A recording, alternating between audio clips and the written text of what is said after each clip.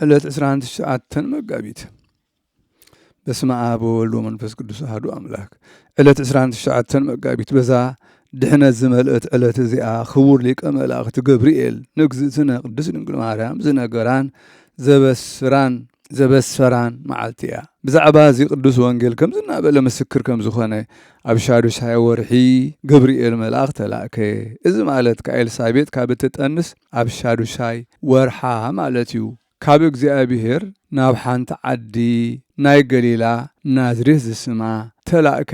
ካብ ዘመድ ቤት ዳዊት ንዝኾነ ዮሴፍ ዝስሙ ሰብኣይ ተሓፂያ ዝነበረት ናብ ሓንቲ ድንግል ስምታ ድንግል ከዓ ማርያም እዩ።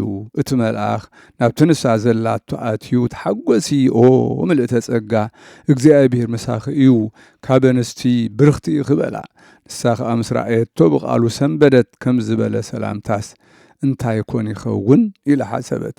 እቲ መልኣኽ ከዓ ማርያም ካብ እግዚኣብሔር ሞገስ ረኺብኪ ኢኹም ኣይትፍርሂ በላ።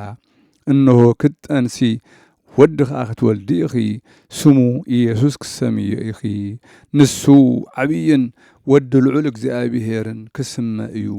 እግዚኣብሔር ኣምላኽ ከዓ ዝፋና ኣቦኡ ዳዊት ክህቦ እዩ።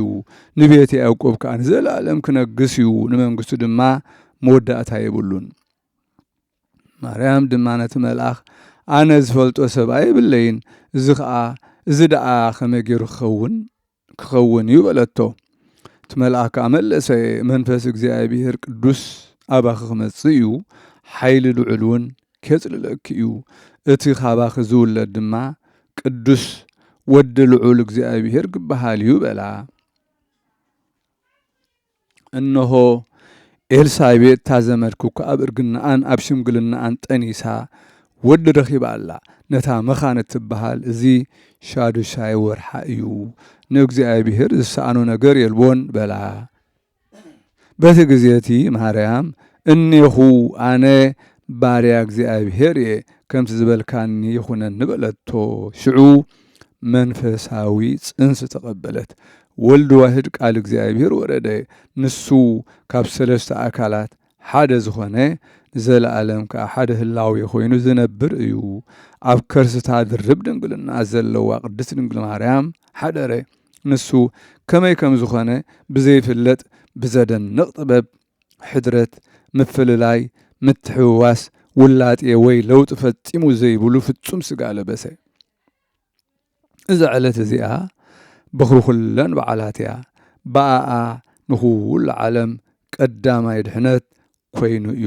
ንጎይታና ኢየሱስ ክርስቶስ ምስጋና ንዑ ይኹን ዘለዓለም ዓለም ኣሜን። ሰላም ለጽንሰትከ በከርሰ ማርያም ጽሌ መጽሐፈ ሐሴት ክርስቶስ ዘኢኮንከ መጽሐፈ ወይሌ ሶበርእዩከ በታህቱ እንዘ ኢተዐርቅ እምሉዓሌ አእኮቱከ ቃለ አኮቴት በሃሌ ሰላም በምድር ወበሰማይ ሃሌ። ሰላም ንጽንሰትካ ኣብ ከርሲ ማርያም ታቦት ጽሌ መጽሓፍ ሓጎስ ክርስቶስ ዘይኮንካ መጽሓፍ ሓዘን መጽሓፍ ወይሌ። ኣብ ታሕቲ ምስ ረኣዩኻ ከይተፈለኻ ካብ ላዕሊ ካብ ሉዓሌ ኣቕረቡልካ ቃል ምስጋና በሃሌ ሰላም ኣብ ምድሪ ኣብ ሰማይ እውን ሃሌ። ሰላም ለርደቱ ሃይለ ሰማያት ተኣዲዎ በከርሰ ማርያም ለተሰግዎ ሃሌክሙ ችያሁ ከመለተትናነ ተሰናአዎ በማእሰረ መንፈስ ኣሃቲ ወኣሃዱ ሃልዎ ግሩም ግብርከ እግዚኦ በልዎ። ሰላም ንርደቱ ሃይለ ሰማያት ተሳጊሩ ተኣዲዎ ኣብ ከርሲ ማርያም ንተሰግዎ ሰብ ንምዃን ንዕኡ ንትሕትናና ክሰናአዎ ክሰማምዖ ብሓንቲ መእሰሪ መንፈስ ብሓደ ሃልዎ ኦ ጎይታ ግሩም እዩ ግብርኻ በልዎ። በገዳመ ሲና ዘሴመ ዘእሳተ ገጹ ኣርኣያ እንዘለእፀት እያውኣያ ሃደረዮም ውስተ ከርሰ ድንግል እንተሃረያ። ሃሌሉያ ሃሌሉያ ንበል ሃሌሉያ ለዝ ጠቢብ ወለዝ ኬንያ።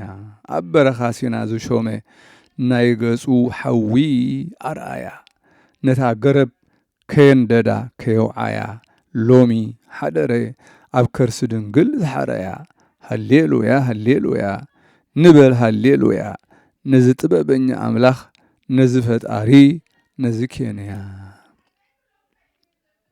ሰላም ለልደትከ እንተ ኮከብ አስረቀ ነገሥተ አሕዛብ ይምራህ እለ የሙህ ወርቀ እግዚአብሔር ጻድቅ ዘታፈቅር ጽድቀ ረሲ አድኖትከ ወምህረትከ ሰዋቀ አመ እብነ ጌጋይ ግሩም ላዕሌ ወድቀ ሰላም ንልደትካ ኮኸብ ዘብረቀ ነገሥታት አሕዛብ ክመርሕ ንዘወፍዩ ወርቀ እግዚአብሔር ጻድቅ እትፈቱ ጽድቀ ምድሓንካ ግበረለይ ምሕረትካ እውን ዝጠበቐ እምኒ በዳሊ ብርቱዕ ኣብ ልበይ ምስ ወደቐ በዛ ዕለት እዚኣ ብናይ ጎይታና ኢየሱስ ክርስቶስ ቅዱስ ትንሣኤኡ ምስጋና ንዑ ይኹን ፍጻሜ ድሕነትና ኾነ ብኪነ ጥበቡ ኣብ ምድሪ 33 ዓመታት ምስ ፈጸመ ብፍቓዱ ሓሚሙ ብ27 መጋቢት ሞተ በዛ ዕለት እዚኣ 29 መጋቢት ድማ ካብ ሙታን ተንስአ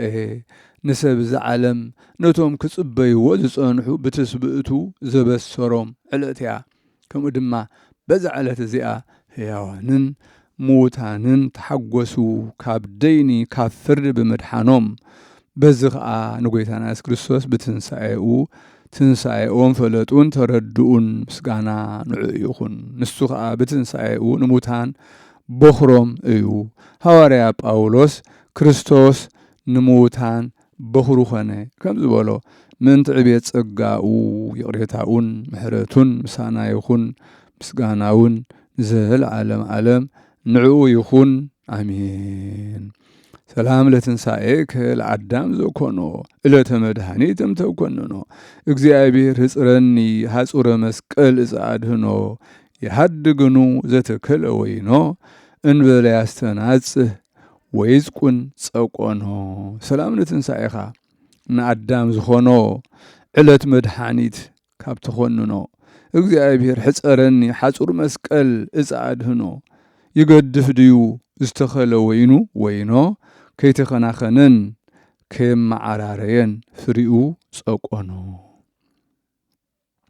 ሰላም ለትንሣኤከ ከመ ህዳገ ወይነ ኃያል ድኅረ ሞትከ አምላክ በመልዕልተ መስቀል እግዚኦ ሱቀኒ በየማንከ ዘሳህል እመ በጽሐኒ ወዲቅ ወተዳደቀኒ ሃጉል አንስኦትየ እስመ አንተ ትክል ሰላም ለትንሣኤኻ ከም በወይኒ ዝሰኸረ ኃያል ምስ ሞትካ አምላኽ ኣብ ልዕሊ መስቀል ኦ ጎይታ ፍቐደለይ ብየማንካ ኸጽልል ውድቀት ምስ በጽሓኒ ምስ ተጓነፈኒውን ሓጉል ንምትንስአይ ንስኻ ኢኻ እትኽእል